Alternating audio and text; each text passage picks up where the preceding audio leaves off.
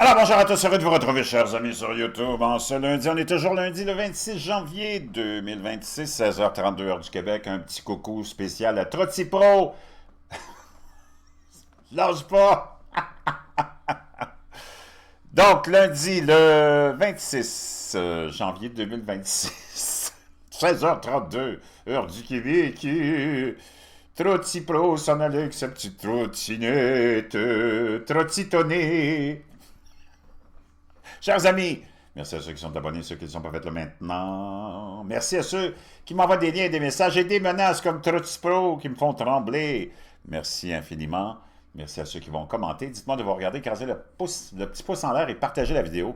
Chers amis, je vous présente une écolière britannique générée par l'intelligence artificielle Amelia, qui est devenue une star des réseaux sociaux d'extrême droite. Oh, la maudite extrême droite.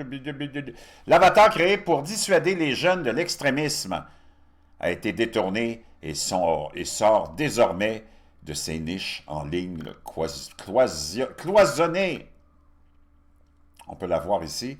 Dans certains recoins d'Internet, des flux d'actualité et des algorithmes de niche, une écolière britannique générée par l'intelligence artificielle, est devenue une sorte de phénomène. Elle s'appelle Amelia, une gothique aux cheveux violets qui arbore fièrement un mini-drapeau britannique et semble avoir un penchant pour... Mais là, je n'ai pas accès à l'article, malheureusement, parce qu'il est payant, mais c'est cette jeune fille-là qui est devenue...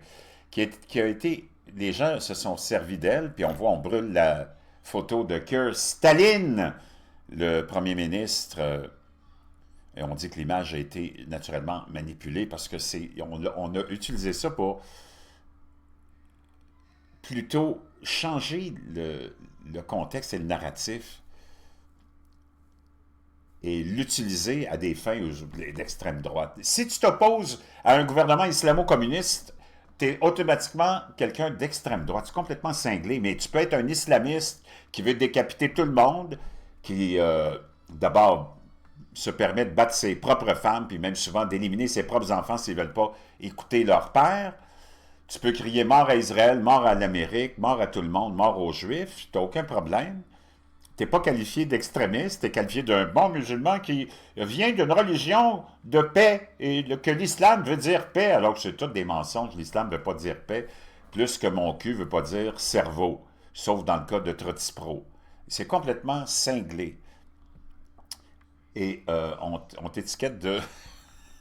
c'est pas possible d'extrême droite, d'extrême droite. D'ailleurs, écoute bien ça. Laetitia James, hein, qui est la femme, la grosse totoune qui était allée harceler Donald Trump à New York avec une accusation tellement bidon. Ça, c'est elle, la grosse torche de Laetitia James, la procureure de New York, qui avait fait campagne en disant « Moi, je vais m'occuper de Donald Trump. » Ben là, elle est en train de protéger les islamistes, puis est en train de criminaliser ceux qui vont oser critiquer l'islam. C'est là, dans le monde pourri de l'islamo-communisme, de la tyrannie de l'islamo-communisme, où on se trouve dans nos pays occidentaux.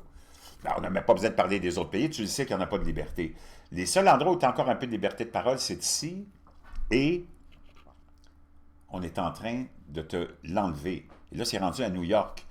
L'Angleterre est tombée, la France est presque tombée, pas encore, mais presque. Le Québec, c'est presque tombé aussi. Mais moins pire que le Canada, je pense. Le Québec, tu as encore un petit peu plus de liberté de pensée puis de parole et de critique de un peu tout puis de l'islam. Mais dans le Canada anglais, je te dis que Justin Trudeau, il a fait la job. Est-il désormais illégal pour les Juifs de se défendre contre les musulmans à New York, parce qu'on sait que maintenant ils ont un maire, on a triché l'élection, on a amené un maire islamo-communiste, contre le gré de tous les New-Yorkais. Est-il illégal d'affirmer que l'islam est par nature violent et pervers? Tel semble être le message de la grosse torche Laetitia James de New York, la procureure générale, après 2 ans et demi de harcèlement antisémite et de manifestations pro-Hamas à New York, et après l'élection d'un maire ouvertement pro-djihadiste et anti-israélien, Zoran Mamdani, Big Tish, eux autres aussi, les Anglais l'appellent la Big Tish, la grosse torche Tish, s'inquiète surtout qu'un groupe juif ait tenu des propos qu'il juge haineux envers les musulmans. Car, comme chacun le sait, le terrorisme juif contre des musulmans innocents est un problème majeur. Et attendez, c'est plutôt l'inverse. Dans un communiqué de presse, Laetitia James a tenté de se justifier en citant la Ligue anti-diffamation, une organisation très partiale, pour qualifier Bétard de groupe extrémiste. Elle a affirmé que Bétard se livrait à des actes de violence, de harcèlement et d'intimidation contre des New-Yorkais arabes, musulmans et juifs, complètement cinglés, et ciblait régulièrement des individus en raison de leur religion et de leur origine nationale. Ses principaux arguments sont les suivants. Bétard aurait tenté de perturber des manifestations anti-israéliennes et pro-Hamas, et des membres de Bétard auraient qualifié les Kiefiers de chiffons de viol, et Bétard aurait soi-disant exprimé sa haine envers les Gazaouis et son désir d'y amener des actions d'envergure. Le problème, c'est que la plupart de ces propos relèvent de la liberté d'expression pleinement protégée par le premier amendement. Or, comme James n'a cité aucun message de réseaux sociaux dans son intégralité, il est difficile de déterminer si certains de ces messages ont franchi la limite de la liberté d'expression pour devenir des appels explicites au meurtre ciblé des civils. Accuser les musulmans de haïr l'Amérique relève assurément de la liberté d'expression. C'est même bien plus pire que de nombre de slogans scandés par les manifestants anti-israéliens tels que « Du fleuve à la mer, on va éliminer les Juifs », qui constitue un appel au génocide. James a également accusé Bétard de menacer, de dénoncer des individus aux autorités en vue de leur expulsion et d'envoyer des listes de Juifs anti-israéliens à des autorités étrangères. Faute de sources plus fiables que James, pour confirmer ces allégations, je ne peux me prononcer à ce sujet, nous dit l'auteur, mais en tout cas, c'est très, très inquiétant ce qui se passe. On a vu en Angleterre, c'est fini, là, tu peux oublier ça. Et là, on a New York, la Laetitia James. Hein? C'est tous ces gauchistes-là qui sont vraiment très malades, qui sont le danger. Et ce qui est le plus dégueulasse dans tout ça, c'est comme ce qui se passe avec Gaza en ce moment, une petite partielle de cette région-là, Gaza, la bande de Gaza, qui était toujours, avant que les Juifs s'en aillent dans 2000 quelques, 5 ou quelque chose comme ça, les Juifs étaient là. Le gros, à l'époque, le premier ministre, le gros, j'ai oublié son nom, a retiré les Juifs, puis les campements, puis les settlements, hein, les développements juifs, pour plaire encore là aux Palestiniens, aux pseudo-Palestiniens, puis ça, c'était pas encore assez. Mais il ne faut pas que tu oublies que tout ce qui a été construit dans Gaza, c'est tous les Juifs qui l'ont construit. Et c'est les Arabes qui l'ont démoli, les Palestiniens qui l'ont démoli. Ils n'ont rien fait là-dedans, eux autres. Ils n'ont rien construit. Les hôpitaux, les écoles, tout a été construit par les Juifs. C'est complètement cinglé. Comment il s'appelle, ce gros premier ministre-là?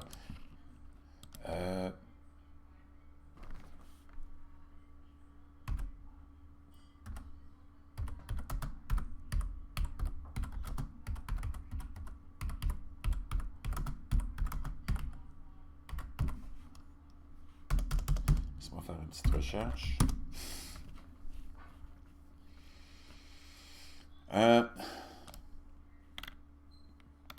Donc, laisse-moi traduire ça. De 1970 à 2005, après la guerre des 6 jours, Israël a conquis Gaza, qui était à l'époque égyptienne. À partir des années 70, Israël a établi 21 colonies juives, principalement dans le bloc de Gush Katif. Durant cette période, ces communautés juives ont construit des fermes, des serres et des infrastructures. Ces exploitations représentaient une part importante des exploitations, blablabla. En 2005, Israël a retiré ses troupes et démantelé les 21 colonies, évacuant ainsi environ 8000 habitants juifs. De nombreuses constructions érigées par les colons et ont été détruites pendant ou après ce retrait. Donc, on avait tout ce qui est à Gaza, ça a été construit par, la plupart de toutes ces constructions, par les Juifs. Mais comment il s'appelait ce premier ministre-là? Laisse-moi essayer de trouver. C'est un gros jambon. Tout, tout, tout, tout, tout.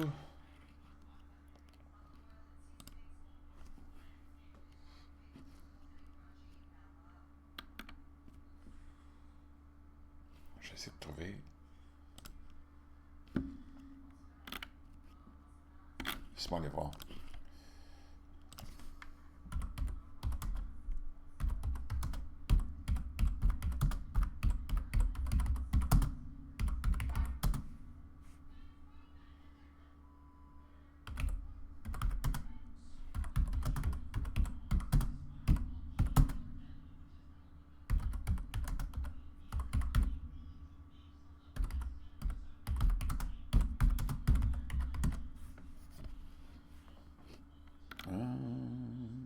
Je sais pas si...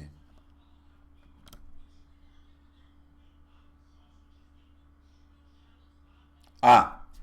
Sharon. Ariel Sharon. Donc, c'est lui qui était là, qui a voulu satisfaire tous ces bozos, le clown. Pendant ce temps-là, aux États-Unis, on est en train de vivre la guerre menée par les ennemis, surtout par la Chine, par des gens vraiment mal intentionnés, comme par exemple cet individu-là, complètement immoral, Neville Roy Singham. Il est bien établi que les émeutes qui sont liées à l'expulsion des illégaux par l'agence ICE sont organisées et financées par un réseau créé par Neville Roy Singham. C'est un Américain qui est né en 1954, actuellement basé à Shanghai. Parti pour le socialisme et la libération. Depuis quand le socialisme libère qui que ce soit? Le socialisme emprisonne plutôt que libère. Le Forum des peuples, c'est incroyable, non? Comment ces gens-là jouent avec les termes. Code Pink, ça c'est sa femme qui est là-dedans, et les fonds communautaires unis, un vaste réseau de blanchiment d'argent qui fournissent toute la logistique nécessaire au mouvement d'extrême gauche. Depuis les manifestations suite à la mort de George Floyd, toutes orchestrées et fabriquées de toutes pièces, et le mouvement Black Lives Matter. Le père de Singham, Archibald, était un professeur de sciences politiques sri-lankais au Brooklyn College, spécialisé dans les révolutions du tiers-monde. Sa mère était une marxiste d'origine cubaine. Wow! Singham a fondé une société de développement de logiciels appelée ToughWorks en 1993, qu'il a vendue à Apax, une société de capital investissement londonien, pour 785 millions de dollars. Il s'est ensuite consacré à la cause du démantèlement du capitalisme, c'est complètement cinglé, et à la destruction des États-Unis. Donc, tu vois, c'est tous ces gens-là qui sont les démons, tous des islamistes communistes démoniaques. S'il existe un méchant de James Bond qui ait jamais existé, c'est bien Neville Roy Singham. Et puis, il y a son parfait faire-valoir, le gouverneur du Minnesota, Tim Walz, ça aussi. Ce sont toutes des marionnettes du Parti communiste de Chine, des islamistes et naturellement aussi, George Soros, qui est dans le même bateau que ces gens-là. Ça, c'est des gens polluants de l'univers. Les gens qui polluent l'univers, les gens qui polluent la vie de tout le monde. C'est ces indésirables personnages qui veulent s'établir comme des dieux, des seigneurs. Et ce sont des crapules d'un niveau que tu ne peux même pas imaginer. Il fallait que je te partage ça. Je te reviens.